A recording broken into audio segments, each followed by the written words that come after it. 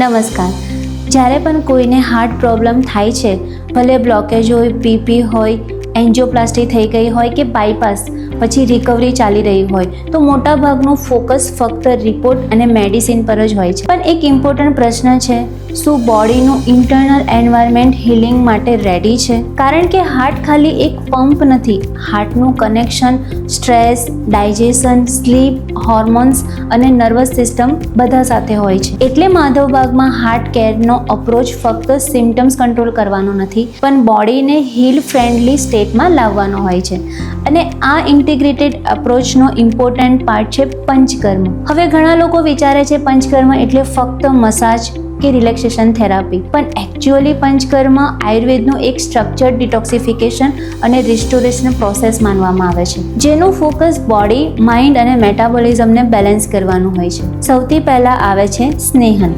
સ્નેહનનો મતલબ હોય છે મેડિકેટેડ ઓઇલ દ્વારા બોડીને પ્રિપેર કરવી. આજકાલ ક્રોનિક સ્ટ્રેસના લીધે બોડી કોન્સ્ટન્ટલી ફાઇટ ઓર ફ્લાઇટ મોડમાં જ રહેતું હોય છે. સ્ટ્રેસ હોર્મોન કન્ટિન્યુઅસલી હાઈ રહેતા હોય છે, જેથી બ્લડ વેસલ ટાઈટ થવા લાગે છે અને હાર્ટ પર એક્સ્ટ્રા પ્રેશર પડે છે. સ્નેહન બોડી અને નર્વસ સિસ્ટમને રિલેક્સેશન સિગ્નલ આપે છે, જેથી મસલ રિલેક્સ થવા લાગે છે, સર્ક્યુલેશન ઇમ્પ્રૂવ થાય છે અને બોડી ગ્રેજ્યુઅલી સ્ટ્રેસ મોડમાંથી બહાર આવવા લાગે છે. આ પછી આવે છે સ્વેદન. આ એક જેન્ટલ સ્ટીમ બેઝડ થેરાપી હોય છે. એનો પર્પઝ અગ્રેસિવ સ્વેટિંગ નથી હોતું, પણ સર્ક્યુલેશન અને સ્ટીફનેસને ઇમ્પ્રૂવ કરવાનું હોય છે. હીટના લીધે બ્લડ વેસલ્સ નેચરલી રિલેક્સ થઈ જાય છે, ટિશ્યુ સોફ્ટ બને છે અને બોડીમાં એક્યુમ્યુલેટેડ સ્ટીફનેસ ઓછી થવા લાગે છે. જ્યારે બ્લડ સર્ક્યુલેશન ઇમ્પ્રૂવ થાય છે, ત્યારે હાર્ટને બ્લડ પંપ કરવામાં રિલેટિવલી ઓછું રેઝિસ્ટન્સ ફીલ થાય છે. ત્યારબાદ આવે છે વિરેચન. વિરેચન એક સુપરવાઇઝ ડિટોક્સિફિકેશન પ્રોસેસ માનવામાં આવે છે. આયુર્વેદ પ્રમાણે જ્યારે મેટાબોલિઝમ ડિસ્ટર્બ થઈ જાય છે, ત્યારે બોડીમાં આમ એટલે કે ટોક્સિન્સ જમા થવા લાગે છે, ત્યારે ઇન્ફ્લામેશન અને ડિઝીઝ પ્રોસેસ ધીમે ધીમે વધવા લાગે છે. વિરેચનનો પર્પઝ ઇન્ટરનલ મેટાબોલિક લોડને રિડ્યુસ કરવાનો હોય છે. આયુર્વેદિક પ્રિન્સિપલ પ્રમાણે લીવર, ડાયજેશન અને મેટાબોલિઝમને સપોર્ટ કરીને બોડીને રિસેટ સ્ટેટમાં લાવવાનો પ્રયત્ન કરવામાં આવે છે. અને આજે મોડર્ન સાયન્સ પણ ક્રોનિક ઇન્ફ્લામેશનને હાર્ટ ડિઝીઝનો ઇમ્પોર્ટન્ટ ફેક્ટર માને છે. હવે આવીએ બસ્તી થેરાપી પર.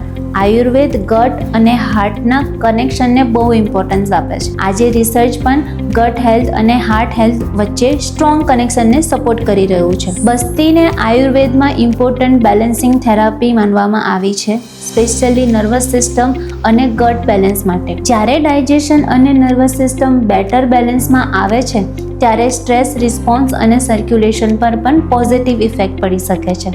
અને હવે એક બહુ યુનિક થેરાપી છે શિરોધારા. એમાં મેડિકેટેડ લિક્વિડને ફોરહેડ પર કન્ટિન્યુઅસલી ફ્લોમાં આપવામાં આવે છે. ઘણા લોકો આને ફક્ત સ્પા થેરાપી સમજે છે, પણ એનો ફોકસ ડીપ રિલેક્સેશન અને સ્ટ્રેસ રિડક્શન પર હોય છે. હાર્ટ પેશન્ટમાં એન્ઝાયટી, ફિયર, પુઅર સ્લીપ અને મેન્ટલ સ્ટ્રેસ બહુ કોમન હોય છે. અને જો માઇન્ડ કોન્સ્ટન્ટલી સ્ટ્રેસમાં હોય તો રિકવરી પણ અફેક્ટ થઈ શકે છે. Shirodhara relaxation, support, sleep quality અને કામનેસ ઇમ્પ્રૂવ કરવામાં ખૂબ મદદ કરે છે.